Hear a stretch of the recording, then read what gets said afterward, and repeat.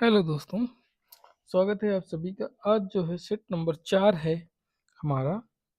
आज का set 4 number है और आज से हम जो है अपने सभी सेट में जो है टोटल 70 प्रश्नों को शामिल करने वाले हैं, जिसमें से हमारे 50 वन लाइनर फॉर्मेट में होंगे और 20 एमसीक्यू फॉर्मेट में। ठीक है। तो हम इसको आज शुरू करते हैं। देखिए यहाँ पे, ठीक, तो पहला प्रश्न हमारा क्या है? पहला क्या है? विकास की दिशा कैसी होती है? सिर से पाँव की ओर होती है। अच्छा, जो पुराने जो सेट हम कर चुके हैं 1 2 3, तो उसके हम जो है क्या करेंगे, उसके हम 1 2 3 जो और जो प्रीवियस हमारे जो सेट हो चुके हैं उनके वन लाइनर हम जो है अलग से अपलोड कर देंगे। ठीक है। तो आज का सेट के हम जो है वन लाइनर देख रहे हैं। विकास की दिशा कैसी होती है? विकास की दिशा जो होती है वह किस प्रकार से विकास होता है? विकास सिर से पाँव की तरफ होता है। ठीक है, सिर से पाँव की ओर होता है। विकास का दूसरा सिद्धांत क्या है? निकट से दूर। विकास का जो दूसरा सिद्धांत है वह निकट से दूर की तरफ का होता है। परिपक्वता और अधिगम में संबंध क्या होता है? पर ये दोनों आपस में परस्पर निर्भर होते हैं। अधिगम का स्थानांतरण क्या है? सीखी हुई बात का उपयोग करना जो है अधिगम का स्थानांतरण है। जो चीज़ें सीखी गई हैं उनका दूसरी जगह इस्तेमाल होना, वह अधिगम का स्थानांतरण होता है। सकारात्मक स्थानांतरण क्या है? लाभकारी प्रभाव। सकारात्मक स्थानांतरण का मतलब होता है कि हमने जो सीखा उससे हमको दूसरी जगह मदद मिले, दूसरे कामों में मदद मिले, तो वह उसका जो है लाभकारी प्रभाव होता है। नकारात्मक स्थानांतरण होता है वह बाधक। जैसे कि हमने कुछ चीज़ें सीखी और वो दूसरी जगह हमको हेल्प नहीं कर रही हैं, तो वह हमारे काम में बाधा उत्पन्न कर रही हैं। उनका सीखना ना सीखना हमारे लिए कोई उपयोग नहीं है, तो वह हमको नुकसान करे, वह हमको बाधा उत्पन्न करे कुछ सीखने में। जैसे कि जैसे हमने साइकिल चलाना सीखा और वह हमको स्कूटर चलाने में मदद कर रहा है, तो वह लाभकारी प्रभाव हो गया। अब हमने साइकिल चलाना सीखा लेकिन वह हमको ट्रक चलाने में मदद नहीं कर रहा। ठीक है, ट्रक चलाने में बाधा उत्पन्न हो रही है, तो वहाँ पे हमारा नकारात्मक स्थानांतरण हो जाएगा। शून्य स्थानांतरण क्या होता है? शून्य स्थानांतरण होता है कि कोई प्रभाव ना हो, ना तो उसका निगेटिव इफेक्ट आए, ना तो पॉजिटिव, ना तो सकारात्मक हो ना तो नकारात्मक, तो वहाँ पे हो जाएगा हमारा शून्य स्थानांतरण। आगे चलते हैं। अगला पॉइंट हमारा है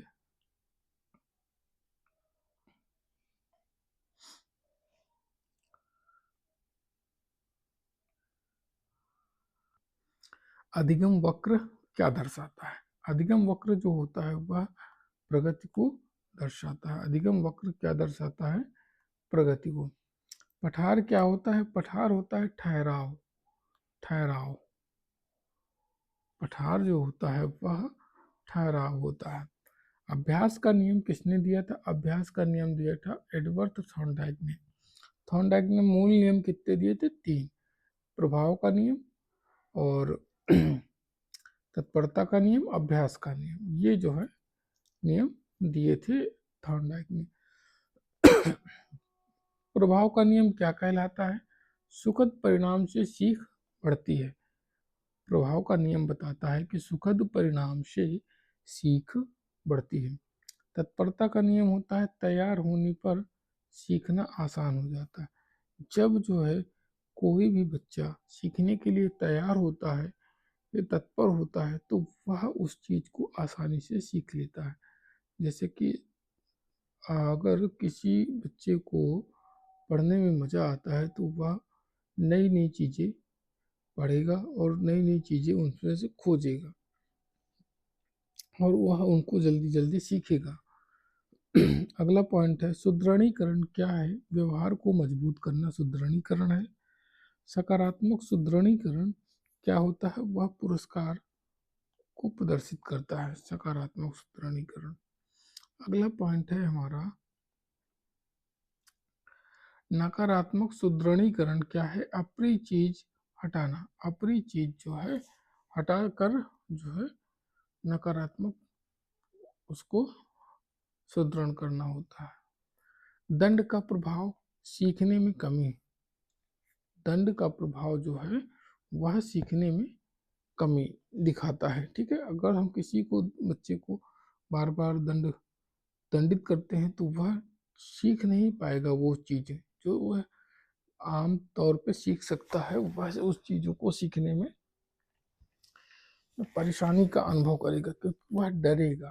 डर जब हो जाएगा तो वह व्यक्तिगत तौर पे नॉर्मल तरीके से सीखना में उसको मुश्किल होगी। समयबद्ध सुदृढ़ीकरण क्या है?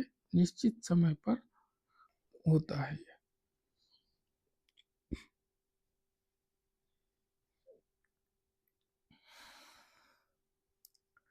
अंतराल सुदृढ़ीकरण क्या है? बीच बीच में अंतराल का मतलब होता है कि गैप करना है, जैसे कि 0 से 10, एक एक घंटा, एक एक घंटे के बीच, 20-20 मिनट के बीच। तो ये बीच वाला ये जो टाइम है, ये बीच का जो टाइम है, इसको ही अंतराल कहते हैं। इसको क्या कहते हैं? अंतराल। अधिगम के प्रकार कितने प्रकार के हैं? अधिगम जो है ये देखो, संज्ञानात्मक, भावात्मक और क्रियात्मक, ये अधिगम है। ठीक, संज्ञानात्मक अधिगम क्या है? वह ज्ञान आधारित होता है। भावात्मक अधिगम भावना आधारित होता है। और क्रियात्मक अधिगम जो होता है वह क्रिया आधारित होता है, क्रिया आधारित, कौशल आधारित होता है। अगला पॉइंट है समस्या समाधान विधि किससे जुड़ी है? समस्या समाधान जो विधि होती है वह तर्क से जुड़ी है। किससे जुड़ी है? तर्क से। समस्या समाधान हम कैसे करेंगे? समस्या की पहचान करके और उस पर जो विचार चिंतन करके उसको दूर करेंगे, समाधान करेंगे।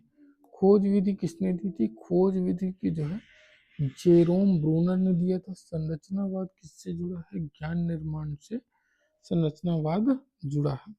सामाजिक संरचनावाद किसका है? सामाजिक संरचनावाद लेव वाइगोत्स्की है। सामाजिक संरचनावाद के जो आधार पर सीखने को प्रोत्साहित करते हैं तो वह लेव वाइगोत्स्की है। जेड पीढ़ी का क्या अर्थ होता है? निकट विकास क्षेत्र जो है जेड पीढ़ी का विकास क्षेत्र होता है।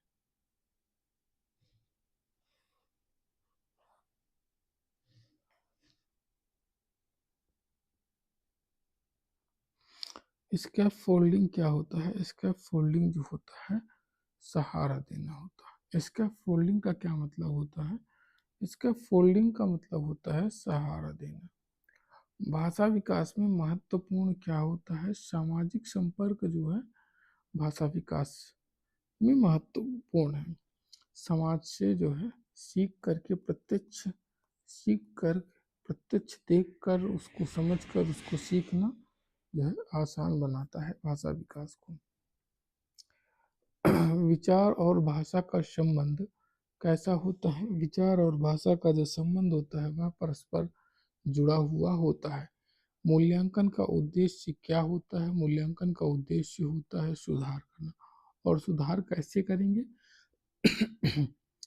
बच्चे के सभी पक्षों का जब हम मूल्यांकन करेंगे तो हमको उसकी कमियां पता चलेंगी और कमियों को जब पता हो जाएगी तो हम उनको जो है उनका सुधार करेंगे। वस्तुनिष्ठ प्रश्न क्या होते हैं? निश्चित उत्तर वाले जो प्रश्न होते हैं वह वस्तुनिष्ठ प्रश्न होते हैं। जैसे जो 4 विकल्प वाले या फिर रिक्त स्थान वाले या फिर मिलान वाले, जोड़ा मिलाव वाले प्रश्न जो होते हैं वह सभी कैसे प्रश्न होते हैं? वह सभी वस्तुनिष्ठ प्रश्न होते हैं।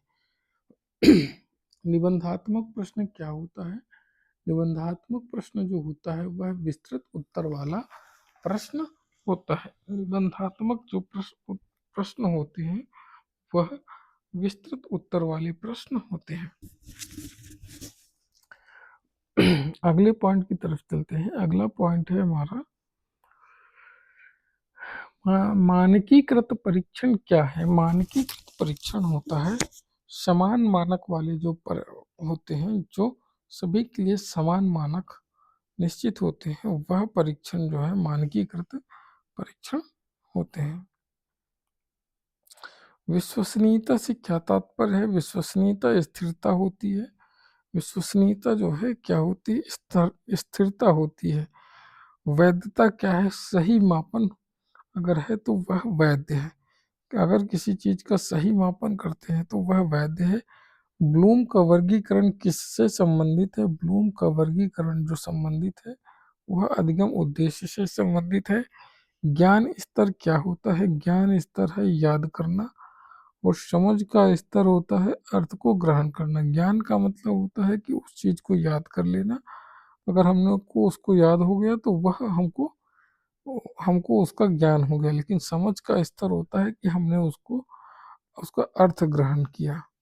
ठीक है, अगले पॉइंट की तरफ चलते हैं। अगला पॉइंट है 40 नंबर है, अनुप्रयोग स्तर क्या होता है। अनुप्रयोग स्तर होता है कि उसका उपयोग करना। अनुप्रयोग का मतलब होता है उपयोग। अनुप्रयोग का मतलब होता है उपयोग। विश्लेषण स्तर क्या है, भागों में बांटना। विश्लेषण का जो मतलब क्या होता है वह क्या होता है, भागों में बांटना। संश्लेषण स्तर क्या होता है। संश्लेषण का मतलब होता है जोड़ना। मूल्यांकन स्तर क्या है। मूल्यांकन का क्या मतलब होता है, निर्णय करना। मूल्यांकन का मतलब होता है निर्णय करना।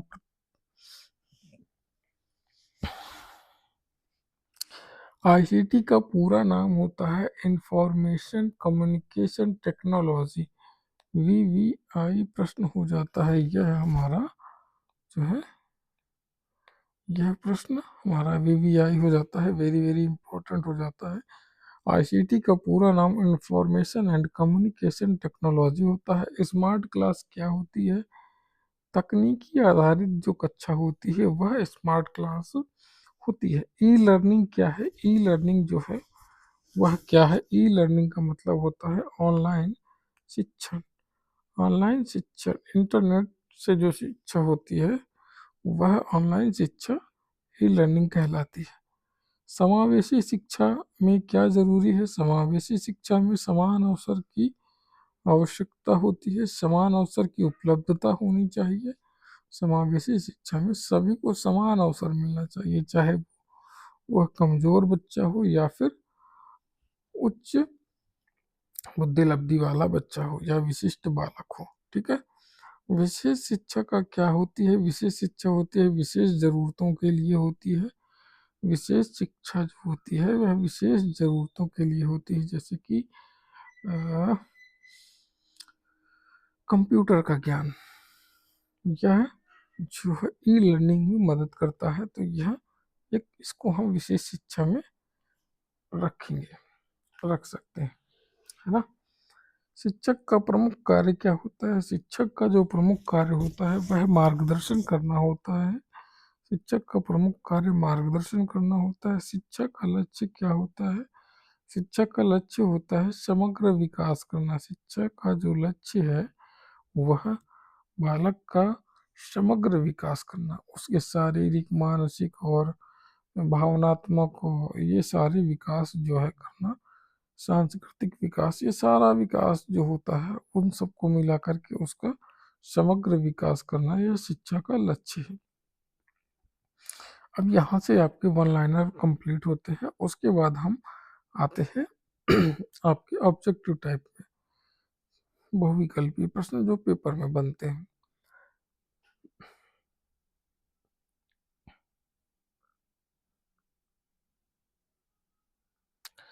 सेफेलोकैडुअल सिद्धांत का अर्थ होता है, क्या होता है, अभी आपने ऊपर पढ़ा है कहाँ कैसे होता है। सिर से पांव की तरफ जो विकास होता है वह कैसे होता है? वह सिर से पांव की तरफ होता है।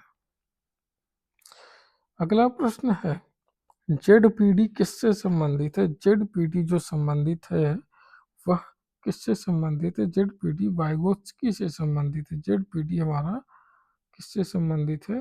जेड पीढ़ी वाइगोत्स्की से संबंधित है। ऑप्शन बी यहाँ पे राइट हो जाएगा। अगला प्रश्न है, स्कैफोल्डिंग का क्या अर्थ होता है? स्कैफोल्डिंग का अर्थ क्या होता है? स्कैफोल्डिंग का अर्थ होता है सहायता प्रदान करना। स्कैफोल्डिंग का अर्थ होता है सहायता प्रदान करना। अगला प्रश्न है, प्रभाव का नियम किसका है? प्रभाव का नियम किसका है? उत्तर हो जाएगा, प्रभाव का नियम दिया था थॉर्नडाइक ने। थॉर्नडाइक ने जो है प्रभाव का नियम दिया था। प्रभाव का नियम, तत्परता का नियम, और ये जो है नियम दिए थे किसने? थॉर्नडाइक ने। अगला प्रश्न है, सुदृढ़ीकरण का संबंध किससे है? सुदृढ़ीकरण का संबंध जो है व्यवहार से है। ऑप्शन बी इसका राइट हो जाएगा। किससे है? व्यवहार से। अगला प्रश्न है, खोज विधि किसने दी थी? खोज विधि के जनक कौन है? खोज विधि के जनक हैं यहाँ पे ब्रूनर। इसका उत्तर हो जाएगा ब्रूनर।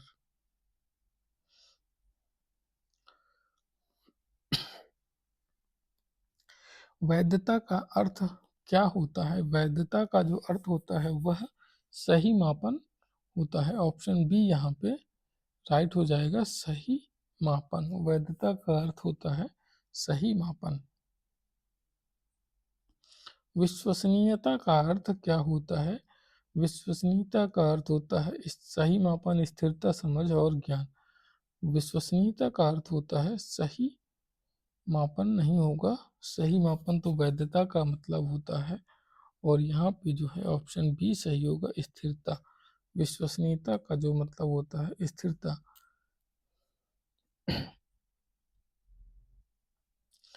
अगला प्रश्न है, ब्लूम का वर्गीकरण किससे संबंधित है? ब्लूम का वर्गीकरण अधिगम के उद्देश्य से संबंधित है। ब्लूम का वर्गीकरण किससे संबंधित है? ब्लूम का वर्गीकरण जो संबंधित है वह अधिगम के उद्देश्य से संबंधित है। अगला प्रश्न है, अनुप्रयोग स्तर का क्या अर्थ होता है? अनुप्रयोग का अर्थ होता है उपयोग करना। अनुप्रयोग का मतलब होता है कि उपयोग करने से। ठीक है, किससे होता है? उपयोग करने से। ऑप्शन सी इसका राइट हो जाएगा। अगला है 11 नंबर प्रश्न, आईसीटी का पूरा नाम क्या है? आईसीटी का पूरा नाम क्या है? ऑप्शन ए में दिया है इंफॉर्मेशन कम्युनिकेशन टेक्नोलॉजी। यही आईसीटी का जो है पूरा नाम होता है, इसलिए ऑप्शन ए हमारा राइट हो जाएगा। ऑप्शन ए क्या हो जाएगा? राइट हो जाएगा।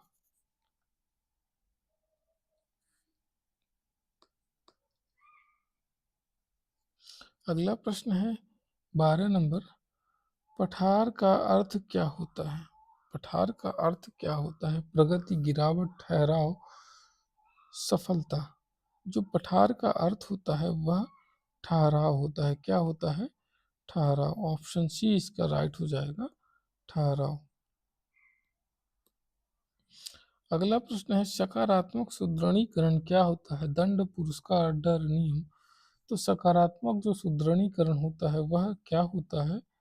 वह यहाँ पे दंड नहीं होगा, पुरस्कार, डर नहीं होगा, नियम भी नहीं होगा। सकारात्मक जो सुदृढ़ीकरण होता है वह पुरस्कार होगा। ऑप्शन बी इसका राइट होगा।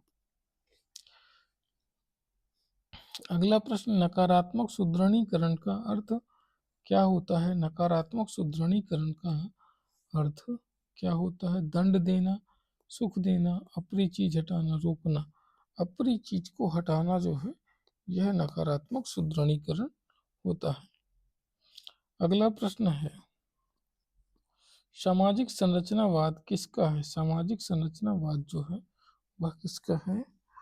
सामाजिक संरचनावाद लेव वाइगोत्स्की का है। किसका है? लेव वाइगोत्स्की। ऑप्शन बी इसका राइट हो जाएगा, लेव वाइगोत्स्की। लेव वाइगोत्स्की जी कहते हैं कि बच्चा जो होता है वह सामाजिक अंतःक्रिया की प्रक्रिया के द्वारा सीखता है। तो वही चीज है सामाजिक संरचनावाद।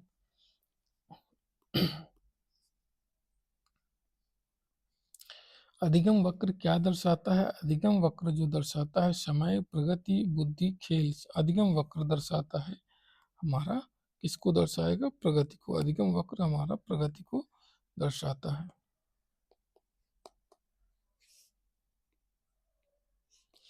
अगला प्रश्न है हमारा, मानकीकृत परीक्षण का अर्थ क्या होता है? मानकीकृत परीक्षण का जो है अर्थ क्या होता है? यहाँ पे ऑप्शन में दिया है, ए अलग अलग मानक, बी समान मानक, कोई मानक नहीं, और डी में केवल मौखिक। तो यहाँ पे हमारा जो सही उत्तर हो जाएगा वह कौन सा होगा? समान मानक। मानकीकृत परीक्षण का जो अर्थ होता है वह होता है समान मानक। अगला 18 नंबर प्रश्न में है, समावेशी शिक्षा का जो उद्देश्य होता है वह क्या होता है? अलग अलग करना, समान अवसर, प्रतियोगिता, परीक्षा। समावेशी शिक्षा का जो अर्थ होता है वह क्या होता है? समावेशी शिक्षा का अर्थ होता है समान अवसर। सबको समान अवसर प्रदान करना समावेशी शिक्षा का अर्थ होता है। 19 नंबर प्रश्न में क्या है? 19 नंबर प्रश्न है हमारा, ज्ञान स्तर में क्या होता है? ज्ञान स्तर में क्या होता है? विश्लेषण होता है, याद करना होता है, निर्णय होता है, उपयोग करना है। ज्ञान स्तर में याद करना होता है। याद करना ज्ञान स्तर का होता है। ऑप्शन बी इसका सही होगा। 20 नंबर प्रश्न है, शिक्षा का अंतिम लक्ष्य है। शिक्षा का जो अंतिम लक्ष्य है, नौकरी, परीक्षा, समग्र विकास, खेल। शिक्षा का जो सब अंतिम लक्ष्य क्या है निर्धारित है? शिक्षा का अंतिम लक्ष्य निर्धारित है समग्र विकास करना। समग्र विकास करना शिक्षा का अंतिम लक्ष्य है। आज की वीडियो क्लास को बस यहीं तक रखते हैं, यहीं पे समाप्त करते हैं। ऐसी ही वीडियो देखने के लिए हमारे चैनल को सब्सक्राइब करना बिल्कुल भी ना भूलें, और चैनल को सब्सक्राइब करने के साथ साथ इस वीडियो को लाइक करके और बेल आइकन को प्रेस करके वीडियो को दोस्तों के साथ भी शेयर करें। Thank you.